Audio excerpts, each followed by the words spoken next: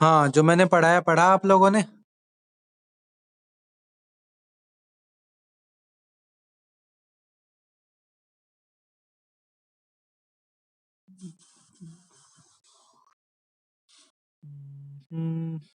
ये हो गया। मूर्छना हो गई। ये नियम हो गए स्नेह पाक के। स्नेह पाक का काल, स्नेह पाक का प्रमाण। ये पत्र पाक, पत्र कल्क हो गया। स्नेह सिद्धि के लक्षण। ये चल रहा था। हाँ मनीषा, पूछो क्वेश्चन अपना वापस।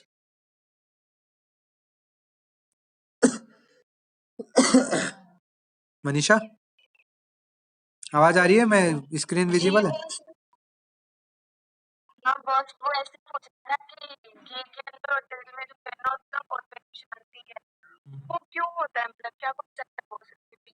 देख वैसे तो देख, आचार्यों ने जब है ना ये चीजें लिखी ना, तो ये प्रैक्टिकल बेसिस पे जब उन्होंने किया तो उन्हें ऐसी चीज मिली, उसको उन्होंने फाइनल मान लिया। ठीक है, तो इसके पीछे ऐसा कोई सच कॉन्सेप्ट नहीं होता। मॉडर्न से अगर अपन लगाने की कोशिश करें तो एक कॉन्सेप्ट दिमाग में बैठता है, वो भी तेल का पता है मेरे को, घी का मैं एक बार और तुम्हारे लिए देख लूंगा। तेल का क्या कॉन्सेप्ट है? तेल में होते हैं फैटी एसिड्स, पता है? ठीक है, तो जब अपन तेल का पाक करते हैं और ये फैटी एसिड जब है ना आगे टूटता है, तो वो कार्बन डाइऑक्साइड जो है CO2 रिलीज करता है। अब ये रिलीज्ड CO2 जो है बुलबुले के रूप में, फेन के रूप में जो है बाहर निकलती है। ऐसा कुछ लोग कॉन्सेप्ट बताते हैं इसके पीछे। ठीक है, कितना करेक्ट है इसका मेरे को कोई श्योरिटी नहीं है, क्योंकि किसी ऑथेंटिक जगह से मैंने पता नहीं किया। मैंने भी भाई क्वेश्चन मेरे को पास भी कभी आया होगा तो मैंने ढूंढा होगा, मेरे को यही चीज मिली उससे रिलेटेड, है ना। टीचर भी कई बार तो कहते हैं कि हाँ शास्त्रों में, अब मैंने कई कई PG वालों से पूछा है, वो भी यही बोलते हैं कि शास्त्रोक्त है, अपन इस पे संदेह नहीं कर सकते, ठीक है ऐसा ही होगा। और प्रैक्टिकल लाइफ में जब अपन करते हैं तो भी अपने यही दिखाई देता है। क्यों? क्योंकि जब अपन घृत को तेल को पकाते हैं ना, तो पहले शांत रहती है एकदम, पूरा शांत रहता है तेल। जब वो गर्म होता है ज्यादा, तो फिर धीरे धीरे उसमें जो है फेन उद्गम होता है। ये देखा भी गया है। ठीक है, ऐसी घृत है तो घृत में शुरू में फेन ज्यादा होते हैं, बाद में वो फेन बिल्कुल शांत हो जाते हैं। तो इसलिए शायद उसको एक करेक्टर मान लिया हो कि हाँ भाई अब फेन शांत हो गया, मतलब अब तैयार है वो। ठीक है, तो इस तरह से मान लिया जाता है। ठीक है, बाकी घृत का भी मेरे को कोई ऐसा कॉन्सेप्ट मिला जो थोड़ा डाइजेस्ट करने लायक होगा तो वो मैं बता दूंगा। ये तेल का तो मुझे यही मिला कि भाई कार्बन डाइऑक्साइड रिलीज होती है, थोड़ा वाटर कंटेंट भी रिलीज होता है। ठीक है, मतलब जल और कार्बन डाइऑक्साइड रिलीज होती है फैटी एसिड के कारण, टूटने के कारण। तो वो क्या करते हैं कि बबल्स उत्पन्न करते हैं, बबल से फिर वो झाग बनने लग जाते हैं, ऐसा। ठीक है, अब आते हैं स्नेह पाक। हाँ, अब आते हैं स्नेह पाक के भेद। तो मेनली 3 प्रकार का स्नेह पाक होता है, मृदु, मध्य और खरपाक। ठीक है, फिर कुछ आचार्य जो है खरपाक के भी आगे बताते हैं, जैसे कि अपने शारंगधर संहिता में दग्ध पाक और आम पाक, ये 2 चीजें और बता रखी है। तो अब एक एक करके बात करते हैं। तो इसमें क्या है,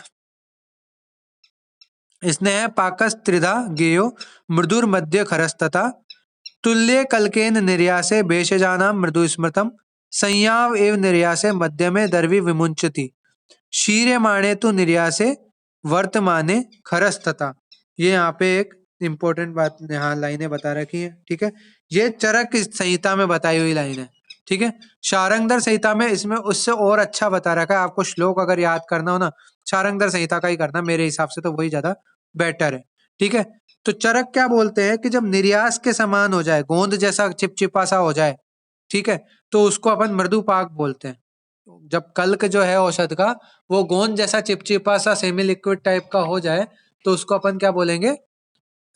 मृदु स्नेह पाक, चरक के अकॉर्डिंग। और शारंगधर क्या बोलते हैं? ईशत रस कल्कस्तु, कि अगर उस कल्क में थोड़ा जलियांश शेष है, ईशत रस कल्कस्तु, तो उसको अपन ने मृदु पाक बोला है। ठीक है, समझ में आया मृदु पाक? कि भाई जब औषध कल्क पककर निर्यास की तरह हो जाए या कल्क कुछ रस युक्त हो, तो उसे मृदु स्नेह पाक कहते हैं। मृदु स्नेह पाक में स्नेह में से जल समाप्त हो जाता है, किंतु कल्क में जल शेष रहता है। मतलब जो स्नेह है अपना खत वगैरह यूज लिया है उसमें जो है इस पानी का अंश बिल्कुल खत्म हो जाता है, लेकिन जो कल्क अपन ने डाला है उसमें पानी शेष रहता है। ठीक है, अतः थोड़ा स्नेह लेकर अग्नि पर डालने पर चट चट की आवाज नहीं आती है और जलने लगता है। ठीक है, फिर उसके बाद क्या है, जबकि कल्क में पानी रहने से अग्नि पर डालने पर चट चट की आवाज आती है। तो ये बता रखा है कि स्नेह को जब आप डालते हो ना अग्नि पर तो उससे कोई आवाज नहीं आती, लेकिन कल्क जब डालते हो तो उसमें चट चट की आवाज आती है, मतलब उसमें जलियांश प्रेजेंट है। समझ में आ गया? तो आपको इसमें केवल दो लाइन याद रखनी है मृदुपाक में। एक तो निर्यास की तरह हो जाता है वो, निर्यास कैसा, गोंद जैसा। ठीक है, और दूसरी चीज याद रखनी, ईशत रस कलकस्तु, यानी कि उसमें कुछ पार्ट जो है रस लिक्विड का प्रेजेंट रहता है, जबकि अपना स्नेह से पूरी तरह अपन ने जलियांश उड़ा दिया है। ठीक है, ये चीज। फिर मध्यम पाक, मध्यम पाक में जो है चरक बोलते हैं संयाव इव निर्यासे मध्यो दर्वी विमुंचति। दर्वी विमुंचति मतलब जो अपने अपने कड़छी जो भी अपन यूज कर रहे हैं चम्मच वगैरह, उस चम्मच में चिपकता नहीं है अगर कल्क। ठीक है, तो उसको मध्यम पाक बोला है चरक ने। समझ में आया? चरक ने मृदु पाक किसे बोला है, एकदम गोंद जैसा चिपचिपा सा अगर कल्क हो जाता है तो उसको मृदु पाक बोला है। मध्यम पाक किसको बोला है, जब वो हलवे जैसी कंसिस्टेंसी का हो जाए, जैसे आपने कभी घर में बनाया हो गेहूं का आटे का हलवा, ठीक है, या बेसन का हलवा, तो जब हलवा तैयार हो रहा होता है, हो जाता है, तो वो क्या होता है, उस पे चिपकता नहीं है अपने पलटे पे, या फिर जो भी अपने चम्मच वगैरह यूज कर रहे हो बड़ी चम्मच, उस पे वो चिपकता नहीं है, वो आपस में एक दो आप खुद में ही चिपका रह जाता है। तो इस तरह की अगर कल्क की कंसिस्टेंसी हो रही है तो वो मध्यम पाक है। ठीक है, शारंगधर क्या बोलते हैं मध्य पाकस्य सिद्धश्च कल्के नीरस कोमले। नीरस मतलब उसमें पानी बिल्कुल अपन ने अब उड़ा दिया है। ठीक है, लेकिन कल्क कैसा होता है, एकदम सॉफ्ट होता है, तो उसको अपन ने बोला मध्य स्नेह पाक। कि जब औषध का कल्क पककर सैयाव हलवे की तरह हो जाए और दरवी में नहीं लगता हो। ठीक है, ये तो चरक वाली बात बोल दी। फिर रस से रहित और कोमल हो उसे मध्य स्नेह पाक कहते हैं। मध्य स्नेह पाक में कल्क में से सभी जल समाप्त हो जाता है, इसलिए कल्क को अग्नि पर डालने पर वो चट चट की आवाज नहीं करता अब। ठीक है, इसमें कल्क की वर्ती बन जाती है, यहाँ पे बत्ती बन जाती है, उसमें जल होने के कारण वर्ती नहीं बनती है मृदु पाक में। तो इस तरह से मृदु और मध्यम स्नेह पाक हो गए। अब खर स्नेह पाक। खर मतलब जब आपने ज्यादा पकाया हो, तो खरी स्नेह पाक में क्या होगा, चरक ने बोला है शीरे माने तू निर्यासे वर्ते माने खरस्तता। कि अगर अपन इस औषध कल की वर्ती बनाते हैं तो वर्ती बन तो जाती है, लेकिन वो भंगुर टाइप की होती है, जल्दी टूट जाती है। तो इस प्रकार की जो वर्ती बनने लग जाए तो उसको बोलते हैं अपन खर पाक हो गया, भाई ज्यादा ही पाक हो गया। ठीक है, फिर यहाँ पर आचार्य शारंगधर क्या बोलते हैं, ईशत कठिन कलकश्च स्नेह पाको भवेत कठिन खरे। कि भाई इसमें ईशत रूप से कठिन मतलब कुछ कठिन हो जाए कल्क, कड़वा मतलब कड़ा हो जाए, कड़ा मतलब टाइट हो जाए, तो उसको अपन बोलते हैं खर स्नेह पाक। ठीक है, कड़ा मतलब कड़वा वाला नहीं, टाइट वाला। तो इस प्रकार से मृदु, मध्यम और खर पाक तीनों अपन ने पढ़ लिए। तीनों में किसी को कोई डाउट हो तो पूछ सकता है, कोई भी डाउट हो। कोई डाउट है? हाँ या ना बोल दिया करो ताकि आगे बढ़ूं। ठीक है, आगे बढ़ते हैं। अब है ना, ये तीन तो मेन कैटेगरी हो गई। अब एक कैटेगरी स्पेशल कैटेगरी है। स्पेशल कैसे है कि आचार्य शारंगधर बोलते हैं कई बार खर से भी ज्यादा पाक कर देते हैं अपन, मतलब जला देते हैं कल, स्नेह को कुछ ज्यादा पाक कर देते हैं, तो उसको दग्ध पाक बोला है। और कई बार ऐसा होता है कि अपन मृदु पाक तक भी नहीं पहुंचते हैं, पहले ही हटा देते हैं, तो उसको आम पाक बोला है। ठीक है, आम पाक और दग्ध पाक ये दो स्टेजेस और होती है। ठीक है, तो उनके बारे में यहाँ पे बताया गया है कि इसके अतिरिक्त आचार्य शारंगधर ने खर पाक के पश्चात पाक करने पर उसे दग्ध पाक माना है, जो दाह कारक और निष्प्रयोजन होता है। निष्प्रयोजन मतलब वो एज ए मेडिसिन आप उसको यूज नहीं कर सकते। ठीक है, वो अप्रयोज्य होता है एज ए मेडिसिन। ठीक है, ये चीज याद रखना। फिर स्नेह का सम्यक परिपाक नहीं होने से पहले पाक बंद कर दिया जाए तो उसको जो है अपन कच्चा पाक बोलते हैं, आम पाक बोलते हैं। ठीक है, तो ये दो, ये कैसा होगा, अब चूंकि पूरा कल्क का जो है गुण उसमें आए नहीं स्नेह में, तो वो कैसा होगा, हीन वीर्य वाला। और अगदी मानदेय कारक और गुरु होगा। इस प्रकार से जो है आपको कल के विभिन्न स्नेहपाक के विभिन्न भेद अपन ने देख लिए। अब उनके उपयोग की बात करते हैं। तो उपयोग जो है शारंगधर संहिता अपन पहले देखेंगे। तो शारंगधर संहिता ने मृदुपाक का उपयोग किया है किसके लिए? नस्य कर्म के लिए। ठीक है, अब आप एक जगह लिख लो चाहे कॉपी में, ताकि आपको एक क्लियरिटी रहे। ठीक है, तो यहाँ पे मैंने लिख दिया मृदु, मध्य और खरपाक।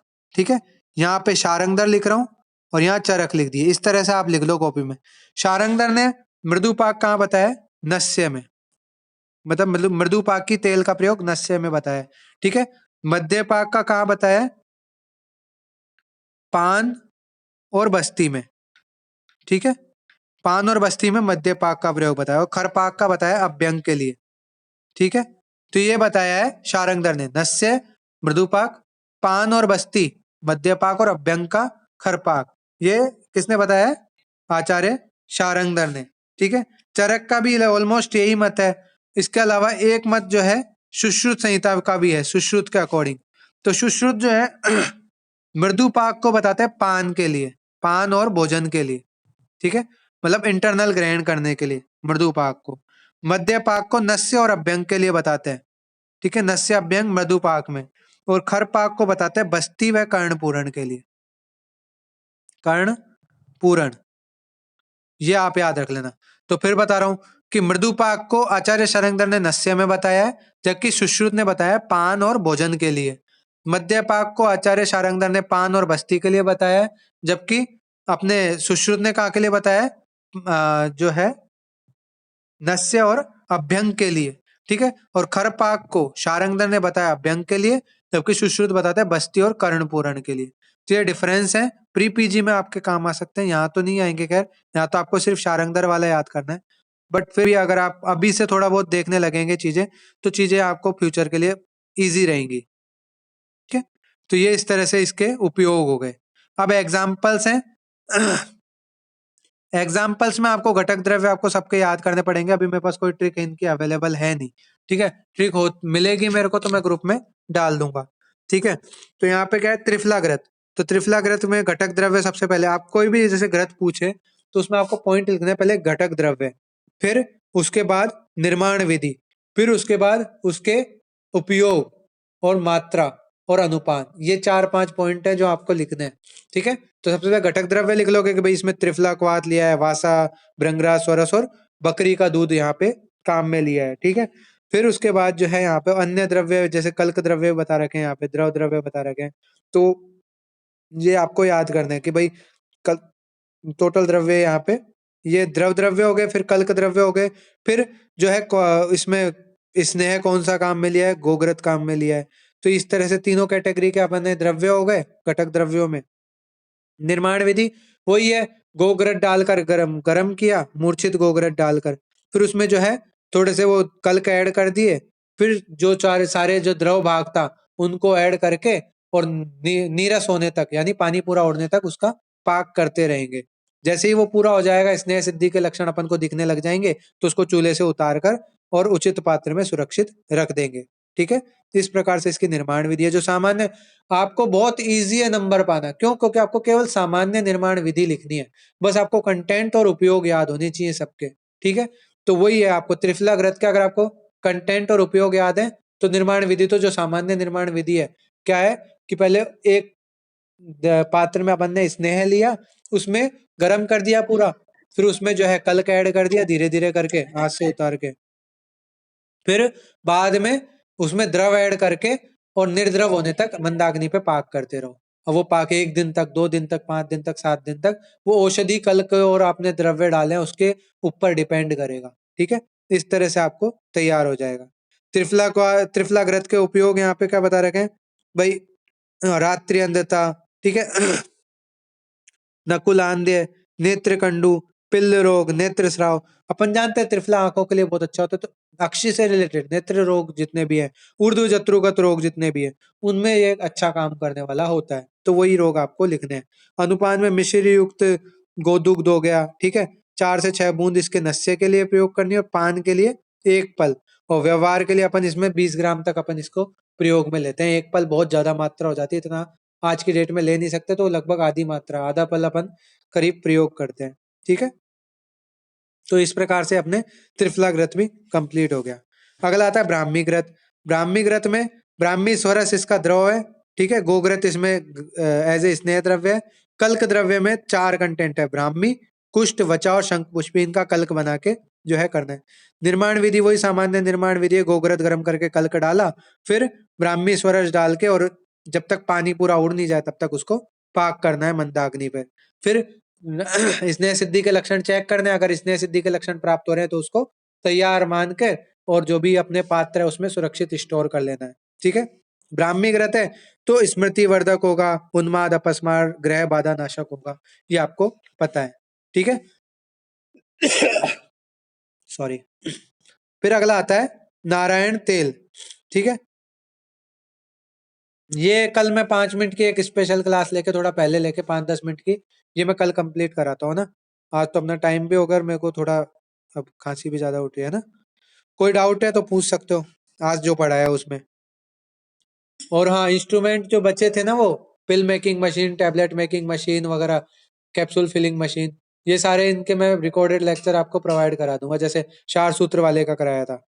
पुराने किसी लेक्चर में किसी को कोई डाउट हो, नए में किसी को हो, या कुछ आप पढ़ रहे हो रस शास्त्र का, उसमें कहीं आया हो तो आप पूछ सकते हो। 2 मिनट है आपके पास,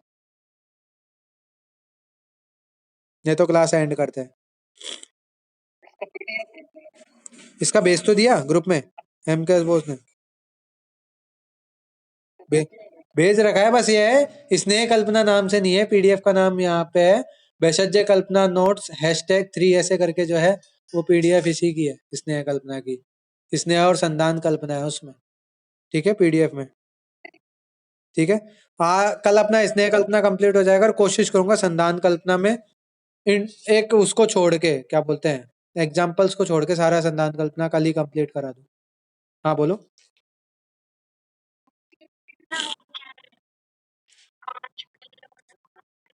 ये एक्चुअली आंख के अलग अलग रोग हैं, इसमें जो है आंख के जो पार्ट्स होते हैं ना, उनमें जो है एबनॉर्मलिटी आ जाती है। जैसे कि किसी में क्या होती है कि अपने आई लैशेस होती है ना, वो झड़ने लग जाती है। किसी रोग में क्या होती है, आंखों में बहुत ज्यादा रेडनेस हो जाती है। ऐसे करके अलग अलग रोग है, ये तुम फाइनल ईयर में पढ़ोगे जब ईएनटी पढ़ोगे। फिर भी डिटेल चाहिए थोड़ी बहुत तो मैं बता दूंगा, लेकिन तुम्हारे अभी फिलहाल काम की है नहीं है। फिलहाल तुम्हारे काम की जो चीजें होती है वो मैं एंड टू एंड बताता जाता हूँ तुम्हारे, है ना।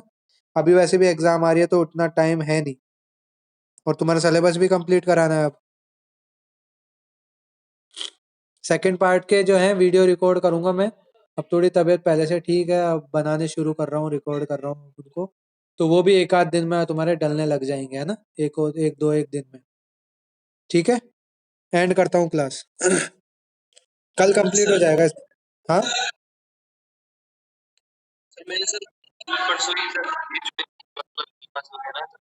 अच्छा। मैं सो ऐसा करो तुम, है ना, मेरे को पर्सनली कॉल कर देना अभी, है ना। ठीक है, मैं बता दूंगा तुम्हें।